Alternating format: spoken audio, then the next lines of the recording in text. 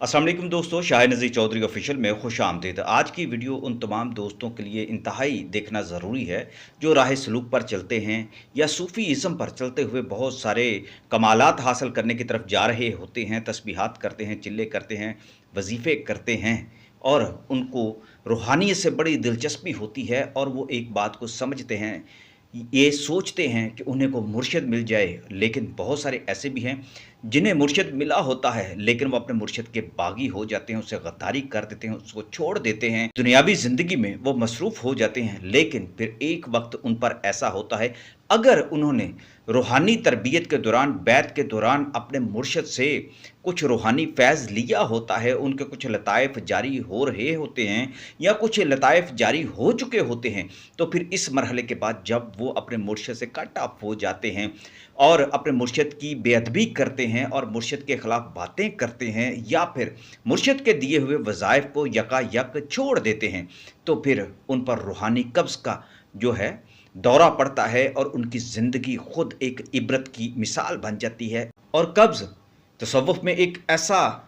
कर्बनाक किस्म की कैफ़ियत को कहा जाता है जिसमें एक सालिक सूफ़ी मुरीद ज़बरदस्त रूहानी इंतशार का शिकार हो जाता है। उस पर ज़बरदस्त किस्म की कनूतियत तारी हो जाती है, उस पर सुदाईपन आ जाता है, ज़हन उसका एक तरह से मफलूज हो जाता है, उसका कोई काम करने को दिल नहीं चाहता, बिल्कुल मजहूलाना से कैफ़ियत के साथ वो बैठा रहता है। और इसका नुकसान क्या होता है दोस्तों, अगर ऐसे शख्स के साथ ऐसा हो जाए जिसने अपने मुर्शिद को धुतकारा होता है या उससे गद्दारी की होती है या उसकी हुक्म अदूली की होती है और बाज़ औक़ात अगर उस पर ये रूहानी कब्ज़ मुस्तकिल रहे तो फिर उसकी अगली नस्ल में भी ये रूहानी बीमारी जो है वो मुंतकिल हो जाती है। आज के मौज़ू में चूँकि ये मुर्शिद से वाबस्ता जो किसी भी इंसान के साथ होने वाले मामलात पर बात करना है, तो मैं बता रहा हूँ कि ऐसे ही बहुत सारे वाक़यात मैंने देखे भी, सुने भी। एक दफ़ा मैं बैठा हुआ था हकीम लियाकत साहब के पास, तो एक साहब अपने वालिद को उनके पास लेकर बैठे हुए थे, काफ़ी बारिश थे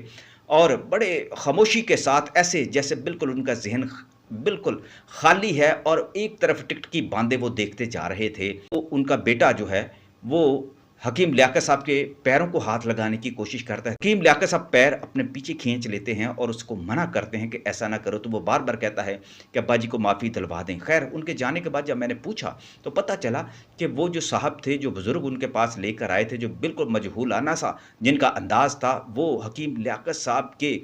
पीर भाई थे। यानी उन्होंने सूफ़ी बरकत अली लुधियानवी के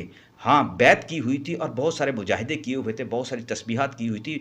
उन पर बहुत ज़्यादा उनकी तवज्जो थी, लेकिन एक वक़्त ऐसा आया कि वो बिल्कुल गुमराह हो गया, उनसे दूर हट गया और बदकलामी भी करने लग पड़ा था, जिसका ये हुआ कि उसके नतीजे में उसकी रूहानी कब्ज़ जो थी वो ऊद कर आई, वो रूहानी कब्ज़ का शिकार हुआ और फिर वो सारे के सारे जो रूहानी उसके जो दर्जात थे वो भी डिक्लाइन पर चले गए और उसकी ऐसी कैफ़ियत में ही अब उसके बच्चे जो थे बड़े परेशान होते, उसका कारोबार भी तबाह हो गया था क्योंकि उसके घर पर तवज्जो नहीं होती थी, ना कारोबार की तरफ। कई दफ़ा ऐसा होता है कि वो घर से निकलता और मील तक पैदल चलता जाता और किसी को उसको पता ना चलता कि वो कहाँ जा रहा है।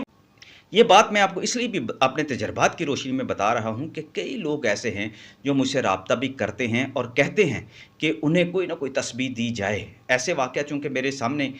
आ चुके हैं, इसलिए मैं आपके साथ ये बात शेयर कर रहा हूँ कि कभी अपने मुर्शिद के साथ गद्दारी नहीं करनी चाहिए। उस मुर्शिद के साथ जो शरा और शरीयत का पाबंद होता है, अल्लाह वाला होता है, हकीकत में होता है और कोई रियाकारी नहीं करता, ना शोबदाबाज़ी से कोई करामात दिखाता है और लोगों के अंदर तसव्वुफ़ की और रूहानियत की रूह फूँकने की कोशिश करता है, जो अल्लाह ताला ने उसको अता की होती है और वो एक वसीला बनकर उनकी रहनुमाई करता है। लेकिन जब वो उनके लताइफ़ जारी कर देता है, उनके लिए रूहानी बरक़ात माँगता है अल्लाह ताला से दुआ करके और उनकी तरबियत करता है और एक हुनर के साथ उनकी तरबियत करके उनको इस काबिल बनाता है, लेकिन वो उसको छोड़ जाते हैं और फिर अपना वो रूहानी अमल जो उन्होंने शुरू किया होता है अपने उस मुर्शिद के साथ, उसको भी ख़त्म कर देते हैं और दुनियादारी में लग जाते हैं। ऐसे बहुत सारे सूफ़ी साहब के बुज़ुर्ग सारे लोगों के साथ मेरा भी वास्ता पड़ा। ऐसे कई लोग मुझसे जब राब्ता करते हैं, मुझसे टाइम लेते हैं और जब मैं उनके साथ कभी इस मामले पर बात करता हूँ, तो मैं जब उनको कोई तस्बीह या वज़ीफ़ा बताता हूँ, वो चाहते हैं कि उनको रूहानी तौर पर जो है क़ुव्वत मिले और उनकी इस्लाह हो और उनको क़ुर्ब इलाही की तरफ जो है मतवज्जो होने के लिए ज़्यादा से ज़्यादा जो है वो क़ुव्वत मिल सके, क्योंकि वो डल हो चुके होते हैं जिस्मानी तौर पर, ज़हनी तौर पर। लेकिन उस वक़्त चूँकि मुझे भी नहीं पता होता कि ये लोग क्यों कह रहे होते हैं ऐसी बातें, लेकिन फिर कुछ अरसे के बाद पता चलता है कि वो किसी न किसी अपने मुर्शिद के साथ किसी की बैत में थे और उसके बाद उसको छोड़ चुके थे, और वो रूहानी कब्ज़ का हकीकत में शिकार थे, जो बाद में डिप्रेशन का शिकार हो गए और उनके चलते फिरते कारोबार जो थे वो बंद हो गए। ऐसे कई साहब हैं अमेरिका में बैठे हुए हैं जो सूफ़ी बरकत साहब के बड़े अकीदतमंद थे, उनके मुरीद थे, और उनसे रूहानी फ़्यूज़ व बरक़ात के लिए उनके पास बैठकर मुजाहिदा किया करते थे। सूफ़ी साहब ने उन पर बहुत मेहनत की थी, फिर वो अमेरिका चले गए और वहाँ पर ऐसी दुनियादारी में पड़े कि अल्लाह ने उनको बहुत ज़्यादा तरक्की दी थी, लेकिन दुनियादारी में पड़ने के बाद जब रूहानी तौर पर उन्होंने अपनी तस्बीहात सारी ख़त्म कर दी, अपने मुर्शिद से भी नाता तोड़ लिया और नमाज और बिल्कुल छोड़ दी, कुरान पाक पढ़ना छोड़ दिया, दुनियावी मामलत में ऐसा गर्क हुए कि उन पर फिर रूहानी कब्ज़ का दौरा पड़ा। और फिर आज के हालात ये हैं कि ऐसी कसम पुरसी की हालत होती है और उनके बच्चे जो है बिलखते हैं और कहते हैं कि हमें नहीं समझ आती हमारे वालिद के साथ क्या हुआ। यही वाक़या मेरे सामने जब लाया गया, मैंने जब उसको कुछ तस्बीहात दी, तो बेटे कहने लगे कि ये वो तस्बीह है जो सूफ़ी बरकत अली लुधियानवी इनको दिया करते थे, और यही तस्बीह आपने इनको पढ़ने के लिए दी है। ये तो महज़ एक इत्तेफ़ाक था कि मैंने उन्हें पढ़ने के लिए वो तस्बीह दी, और फिर अल्लाह का करम ऐसा हुआ, मैंने उनसे कहा भाई आपके लिए बेहतर ये है कि आप सूफ़ी बरकत साहब के जो खलीफ़ा मजाज़ हैं आप उनसे राब्ता करें और इसी सिलसिले में आप उनसे रहनुमाई लें, क्योंकि ये ऐसे मामलात होते हैं दोस्तों कि जो लोग भी फिर रूहानी तौर पर किसी अपनी मुर्शिद की बद्दुआ से दोचार हो जाते हैं, या फिर वो ख़ुद अपने मुर्शिद के साथ गद्दारी करते हैं। जैसा मैंने आपको बताया कि सूफ़ी साहब के साथ भी कुछ लोगों ने रूहानी तौर पर गद्दारी की, और उसके बाद उनकी जो रूहानी कब्ज़ जो थी वो बढ़ गई और उनकी हालत जो थी बिगड़ गई। दुनियावी कामों में भी वो बिल्कुल एक नाकारा इंसान के तौर पर रह गए, लेकिन इलाज भी कराया जाता रहा, मगर उनको कभी किसी दवाई से आराम नहीं आया, क्योंकि उनका जो इलाज था वो किसी और जगह था। तो ऐसे अहबाब जिनके साथ ज़िंदगी में ऐसा हो जाए, वो किसी अपने मुर्शिद के साथ इस तरह का सलूक करें। मैं आपको फिर बता रहा हूँ कि वो मुर्शिद जो कुरान और सुन्नत के मुताबिक अपने मुरीदैन की, सालिकीन की रूहानी तरबियत करता है, मैं उसकी बात कर रहा हूँ। उसके साथ आपने अगर गद्दारी की हो, उनकी आपने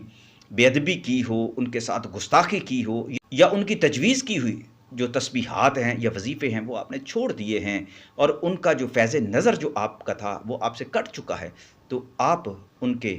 जो खुलफ़ा हैं आप उनके साथ राब्ता करके अपनी इस्लाह के लिए पूछ सकते हैं, क्योंकि हर एक का अपना रूहानी हुनर का अपना एक तरीक़ा होता है जो उनके खलीफा को ही पता होता है या उनके जानशीनों को पता होता है। तो बेहतर है आप उनसे राब्ता करें, और अपनी ज़िंदगी में जब किसी से बैत कर लें जो शरई तौर पर बड़ा मुत्तकी और परहेज़गार मुर्शिद होता है, उसके साथ कभी बदसलूकी ना करें, ना गुस्ताखी करें, ना उसको दुख पहुंचाने की कोशिश करें, उसकी खिदमत करें, जिससे भी आपको फ़ैज़ मिले। बात याद रखें, जिससे भी आपको फ़ैज़ मिल जाए, रूहानी तौर पर इस्तकामत मिल जाए और अल्लाह का कुर्ब जो है आपका बढ़ जाए, जो शरीयत के साथ आपको जोड़ दे, कुरान और सुन्नत के साथ जोड़ दे, उसके साथ कभी बेअदबी ना करें, क्योंकि वो आपका मेंटोर होता है, मुर्शिद होता है, जो आपको सही राह पर चला रहा होता है। लेकिन हम इंसान नाशुक्रे होते हैं, तो